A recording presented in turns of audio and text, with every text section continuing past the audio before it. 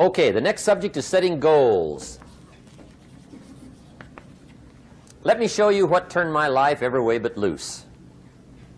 Mr. Schoaf dropped this idea on me, changed me completely.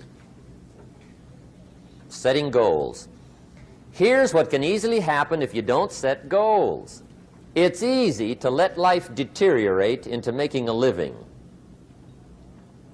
instead of designing a life. And we all have a choice: make a living or design a life. It's easy to get trapped by economic necessity and settle for existence rather than substance. That's easy. But the best advice I can give you on how to break out of that trap is to learn how to set goals. Mr. Schoaf put it to me this way. He said, Jim, if you had enough reasons, you could do the most incredible things. I never forgot how he put that.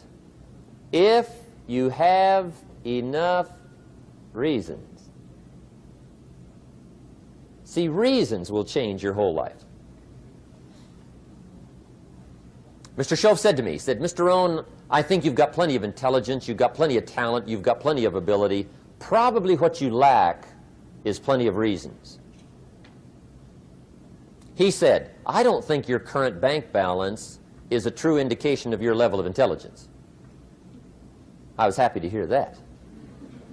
He said, I think you're much smarter than your present bank balance indicates. And that turned out to be true. I was much smarter. But of course my first question was, well then why isn't it bigger? And he said, you don't have enough reasons. You've got enough intelligence, but not enough reasons. So see, reasons can change your life. Here's what else I found out. Reasons come first, answers come second. You don't get the answers to do well till you get the reasons. Life has a mysterious way of hanging on to all the answers and only gives them up to the people that are inspired by reasons. So reasons make the difference in how your life works out.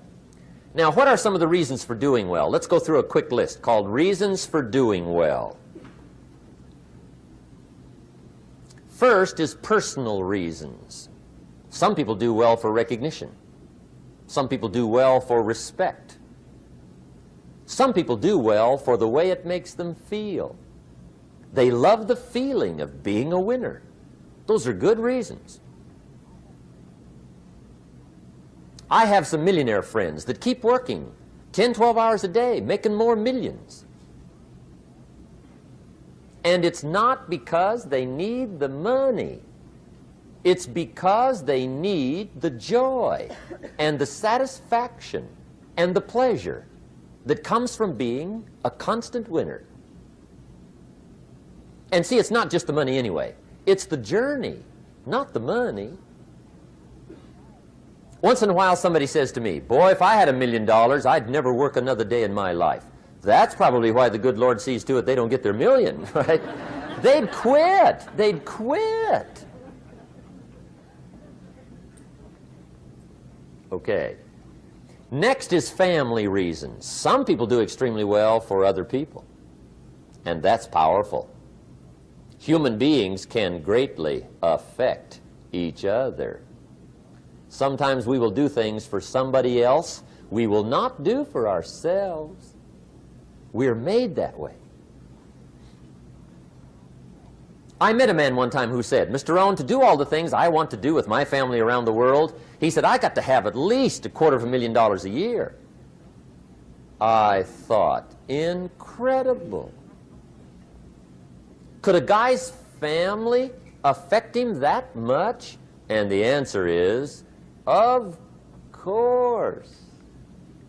How fortunate are the people that find themselves greatly affected by somebody for personal achievement. And we are affected. The writer of a recent song said, if not for you, the winter would hold no spring, couldn't hear a robin sing. I just wouldn't have a clue if not for you. so we can be affected. That might be one of the most stimulating reasons to do well, finding somebody. When Andrew Carnegie died, the wee little Scotsman that built the big steel industry, when he died, they opened up his desk, and in one of the desk drawers, they found a slip of paper. On that piece of paper, Mr. Carnegie had written his goal for his life, and he wrote it when he was in his 20s. And on that piece of paper, it said, I'm going to spend the first half of my life accumulating money.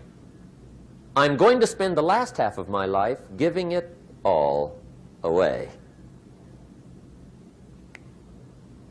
What a goal. He got so inspired by that goal that the first half of his life, he accumulated $450 million. And the last half of his life, he gave it all away. Good question tonight. What's got you turned on? What's got you bombed out of sight to get up early and stay up late and hit it all day? Next question. What's got you turned off? When I found the answers to those two questions, my life exploded into change. I finally found out what had me turned off, and I got that cured. And then I got me a long enough list of reasons to turn me on. And once the lights went on for me, age 25, they've never gone out. I've fallen out of the sky a few times, but I've never lost that drive to make something unique out of my life. See, reasons altered my whole life. Now, there's another list of reasons called nitty-gritty. Hard little reasons. Sometimes those little reasons are the most powerful reasons that can change your life. Sometimes it doesn't take much. I now carry several $100s in my money clip. It's only a few $100s, but it was one of those reasons turned my life around. Just before I met Mr. Schoaf, I heard a knock at the door. I go to the door, and there's a little girl standing there about this tall selling Girl Scout cookies. And she gave me one of the finest sales presentations I've ever heard. Special deal, several flavors, this whole package of stuff, $2. And with a big smile, she very politely asked me to buy. And I wanted to. Big problem. I'm broke. I don't have $2. And to this day, I can remember the pain and the embarrassment. I'm a father. I'm a husband. I've been to college. I'm working. I'm 25. I don't have $2. And I didn't want to tell her that for some reason. So I did what I thought was next best. I lied to her. I said, hey, look, I've already bought lots of Girl Scout cookies. I've still got plenty stacked in the house, which was not true. But it seemed to get me off the hook for the moment. She said, well, gosh, that's wonderful. Thank you very much. And she went away. When she left, I closed the door, and that was the day I said to myself, I don't want to live like this anymore. I've had it with lying, and I've had it with being broke. I'm never going to let this happen to me ever again. I promised that day I would work as hard as possible and would always carry plenty. It took me a little while, but now I do. It was one of those reasons. And I guess I carry plenty for two reasons. One is the way it makes me feel, but also in case I bump into another Girl Scout selling cookies. Right? I'm ready.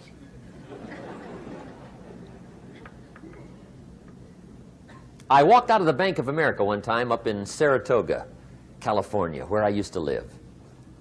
Two little girls selling candy right outside the bank. Good place. Some girls' organization they're working for, right? I come walking out of the bank. This first little girl walks up to me. She said, mister, would you like to buy some candy? I said, I probably would. What kind is it? She said, it's almond roca. I said, my gosh, that's my favorite. She said, wonderful. I said, how much is it? She said, it's just $2. I thought, incredible. I said, how many boxes of that candy have you got? She said, 5. And her little friend was standing there. She was selling candy too. I said, how many boxes have you got? She said, I've got 4. I said, that's 9. I'll take them all. They said, really? I said, yeah, it's my favorite. I've got some friends. I'll pass them around. They got so excited, put all this candy together. I reached in my pocket, gave them the $18. When I've got the candy and they've got the money, that first little girl looks up at me. She says, Mister, you are really something. How about that? Can you imagine only spending $18 and have somebody look at you in the face and say, you are really something? Now you know why I carry heavy, right? I'm not going to miss anymore. It was just one of those reasons. Helped to change my life. One of my nitty-gritty reasons was budget finance. Budget finance used to grind my soul. Way back in those early days, I had fallen for one of those consolidation loans where you take all your little hard-to-pay bills, put them into one big impossible-to-pay bill, right?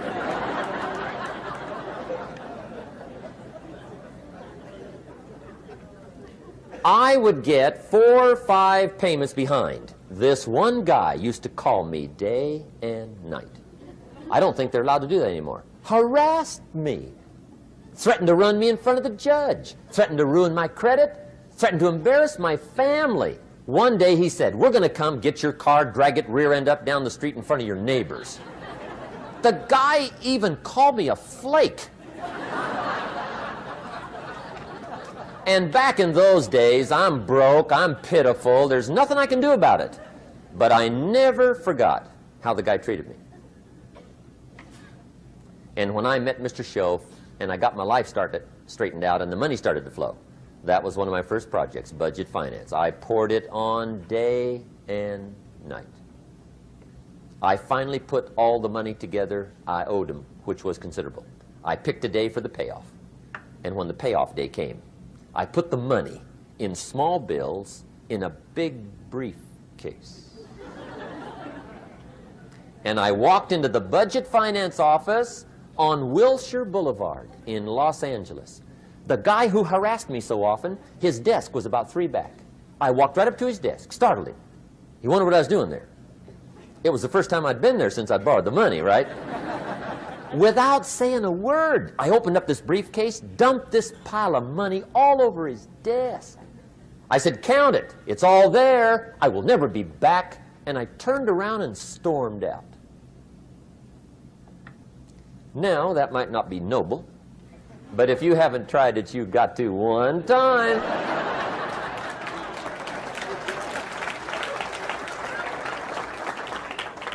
It can be the day that turns your life around. All you need is a reason that turns you on.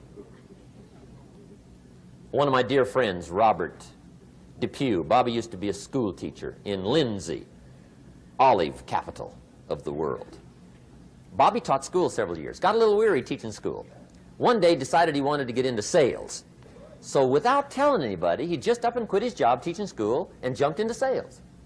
When he did, his brother made fun of him, laughed at him, put him down, said Robert's lost his mind. Had a good job teaching school, now he thinks he's a salesman. He's going to go down the drain, lose everything. Just put him down something fierce. Bobby said, the way my brother acted when I got into sales, he said that made me so mad, I decided to get rich. And my question for you tonight is Is it possible to get that mad? Of course. Wealth is not a matter of intelligence. It's a matter of inspiration. Today, Robert happens to be one of my millionaire friends. Bobby's rich.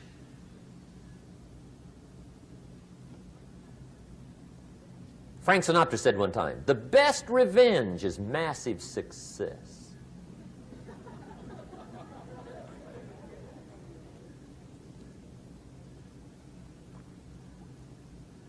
Hey, get you a long enough list of reasons so that after tonight you never lack for inspiration.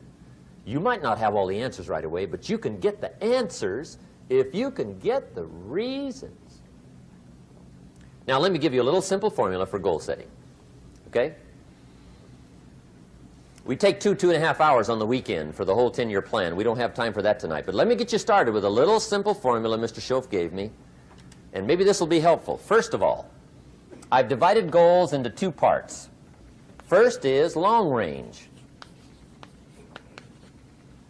Long range goals. That's your dreams.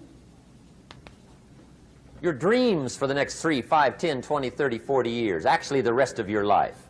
Your dreams. You've got to keep dreaming. Ronald Reagan, president, said to the joint session of Congress a few weeks ago, the Republic is a dream. And if we don't keep dreaming, we will lose the Republic. Your better future is a dream for yourself and for your family. Where do you want to go? What do you want to do? What do you want to be? What do you want to see? You've got to dream dreams. There's a Bible phrase that says, without dreams and visions, people perish. You've got to have something to go for that inspires the heart and the soul. Dreams. From the children of Sanchez, it says, take the crumbs from starving soldiers, they won't die. Take the bread from hungry children, they won't cry. But without dreams, we all will die. You've got to dream. Don't lose your dreams for yourself, for your future, for your family. The dreams of love and enterprise and travel and doing things, becoming something unique on your journey here. Don't lose your dreams. Do some dreaming. That's long-range goals. You've got to have those. So that's number one. Here's the second part of goals, short range. Short-range goals. That's your goals for tomorrow, this week, this month, this year, the immediate future. We call these confidence builders. Because if you set up something short-range, go for it, get it, latch onto it, work hard, accomplish it. That starts building your strong feelings to go for your dreams. Now, I've divided goals into 3 categories. Here they are. Number 1 is economic. That's your goals for money, income, business, profits, production. Economics. Make sure you've got your economics well planned. Economics plays a major role in everybody's life. Economics is major, which means it ought to be meticulously well planned for tomorrow, this week, this month, this year, long range. What if you asked somebody tomorrow if you could see their meticulously well-planned list of economic goals? What would they probably say? They say, you some kind of a nut? You must be weird.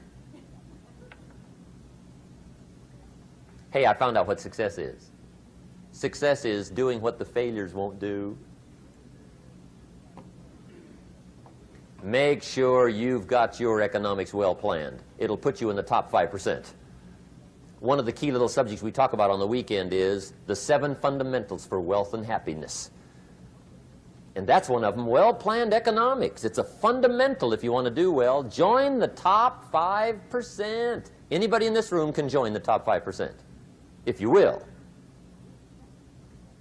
Okay. Now here's the second category of goals, things. Make a list of the things you want. And on my list of things, now I put everything. Little things as well as major things. Doesn't matter how small it is, it goes on my list. I used to just put major things, cars, homes. I don't do that anymore. I now load my list with everything. Everything. And the reason is, part of the fun of having a list is checking it off. That's it. Boy, at the end of the day, if you can go, got it, got it, got it, got it, got it, got it, whatever it is, right? You get into the habit. So load up your list, the things you want. Now, when you check off something major,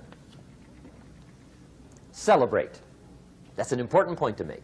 Celebrate your achievements. Live it up. Have a party when you reach something you've worked for a while. See, we all grow from two experiences. One is called the pain of losing. The other one is called the joy of winning. We need both of them. Amplify them as much as you can, which also means make losing painful. If you set up something, fooled around, didn't get it, put it on yourself. On the other side, if you did get it, congratulate yourself. Self-congratulations is a sign of maturity. Seeking congratulations is a sign of immaturity. But hey, winning and losing, see, that's what it's all about. That's the name of the game. Now, some people lead such mediocre lives, at the end of the day, they don't know whether they're winning or losing. They got no clue. Guy's just going through the day with his fingers crossed. There's a better way. Okay, here's the third category of goals, personal development. Put those goals together. Personal development goals. That's your goals to be stronger, more decisive, be a speaker, be a leader, learn a language, all kinds of skills. Okay? The whole weekend seminar was designed to improve all your skills so that you walk away more skillful. And that's what you want, the personal development skills. That's what attracts, that's what brings good things to your life, the person you become more skillful. Now, this is quite a package to work on. Economics, things, personal development. For tomorrow, this week, this month, this year, long range. Okay? That'll get you started. Now, here's the simple formula for setting goals. It goes like this. A, work on your goals. That's step one. Work on them. And I put the word work there deliberately. Setting goals is plain hard work. I don't want to kid you. We haven't come here tonight to kid each other. It's work. I know it's work. That's why a lot of people just let it slide. It's work. Many people work hard on their job, but they don't work hard on their future. They just let that slide. And the work involved is making plans. I know most people don't. I understand that. But don't let that be you.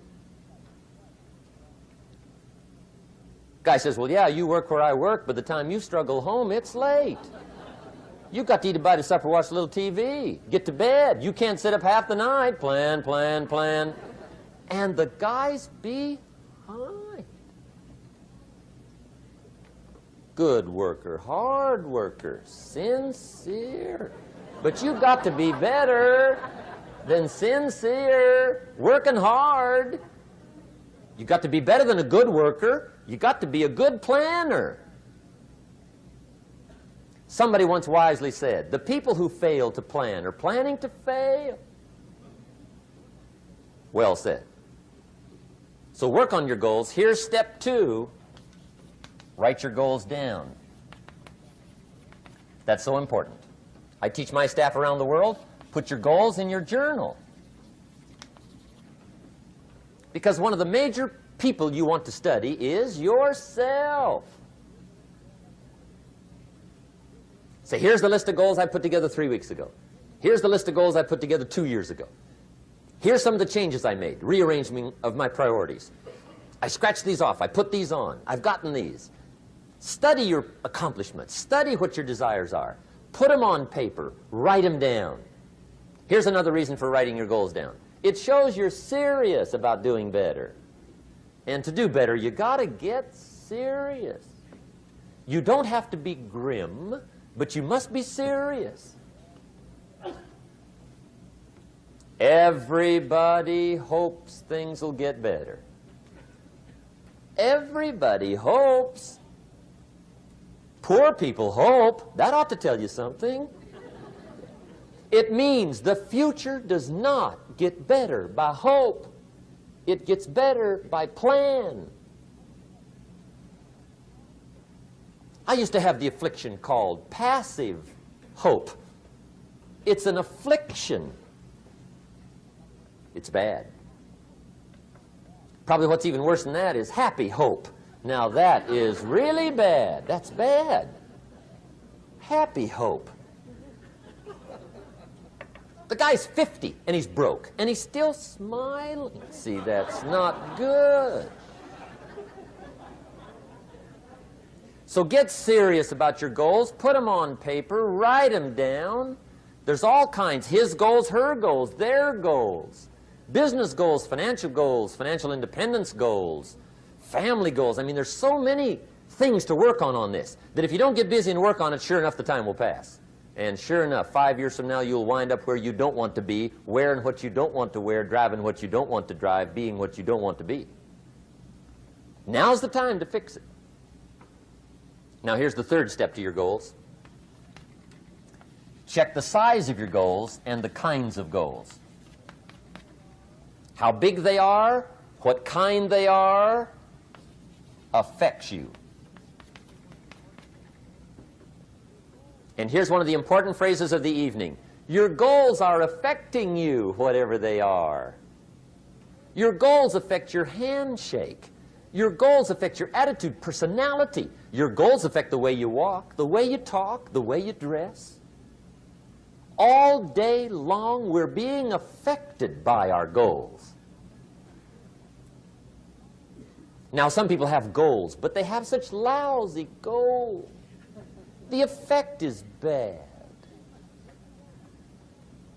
I asked a guy one time, what are your goals for this month? The guy said, look, if I could just scrape up enough money to pay these lousy bills. That was his goal.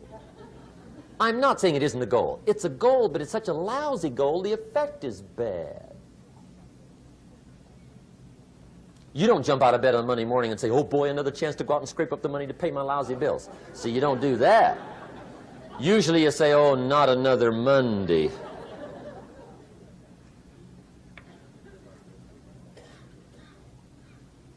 And some people have so given up on life, they have joined the thank God it's Friday club. How sad. Surely those are the same people, when life is over for them, will say, thank God it's over. Let me give you a Bible philosophy that teaches how to get whatever you want. That's the title of the next set of notes. How to get whatever you want. From the Bible. Now again, I'm an amateur when it comes to the Bible. I'm not a pro. But this I can quote, and I think that'll be sufficient. How to get whatever you want. Here's what it says if you're ready. It says, ask,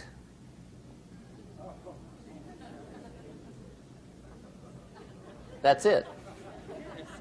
End of notes.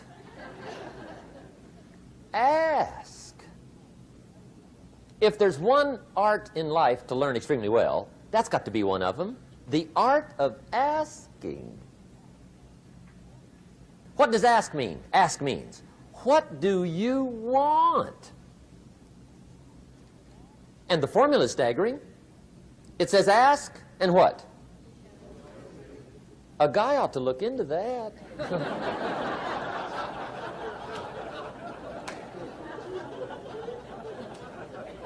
He says, yeah, but you work where I work, by the time you struggle home, it's late. You've got to eat a bite of supper, watch a little TV, get to bed. You can't sit up half the night, ask, ask, ask. And the guys behind. See, you've got to be better than a good worker. You've got to be a good asker. Now, let me give you 3 key points on asking and receiving. This can do it. Number 1, asking is the beginning of receiving. Asking starts a unique process. mental and emotional. I don't even know how it works. All I know is it works. It's like pushing a button and all this machinery starts working. I don't know how. It just works. There's a lot of things you don't need to know how. Just work them. Some people are always studying the roots. Others are picking the fruit. I mean, it depends on what end of it you want in on. Asking is the beginning of receiving, so start the process. Here's number 2. Receiving is not the problem. Receiving is automatic. Now, if that's true, receiving is not the problem, what's the problem? Failure to ask might be one of your major problems. I don't know. Check it out. The guy says, oh, now I see it. I got up last year and hit it every day, but there's not a scrap of paper with my goals on it. Good worker, poor asker. So you got to change that. Here's number 3. Receiving is like the ocean. There's plenty, especially in California. It's like an ocean here.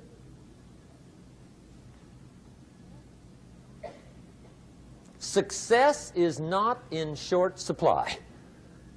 It isn't rationed, and you stepped up to the window and it was all gone. No, no, no.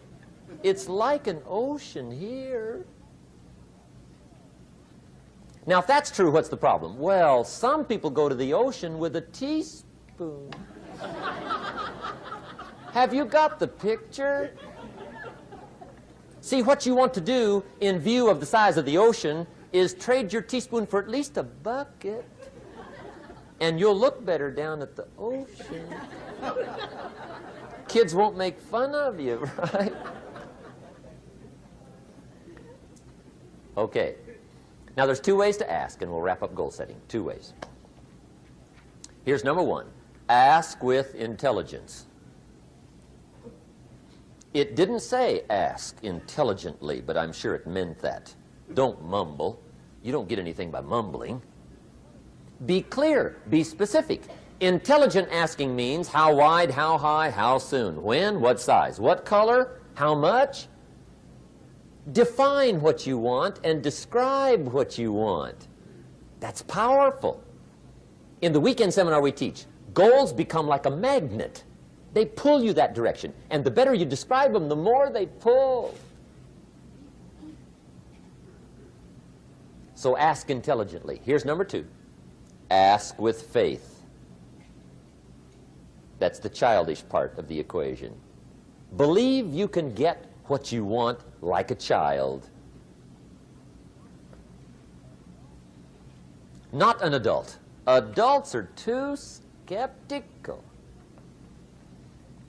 So the formula really reads, make plans like an adult and believe in them like a child. And the most incredible things will happen. Just try it for 90 days. Just try it. You can always go back to the old ways. Just try it. Just 90 days, 90 days. Now, here's the last qualifying phrase on goal setting, as we promised to qualify everything. And it simply goes like this. Remember, you won't get everything you want.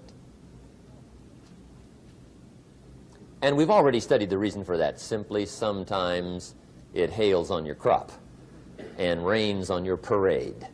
It's that kind of planet. So you won't get everything you want, but if you will work this goal-setting formula, you can get plenty for wealth and happiness. Okay, that's goal setting. We use it around the world. We recommend it. Now, maybe it won't work as well for you as it has for me. I don't know. Maybe not. But what if it did? You got to try.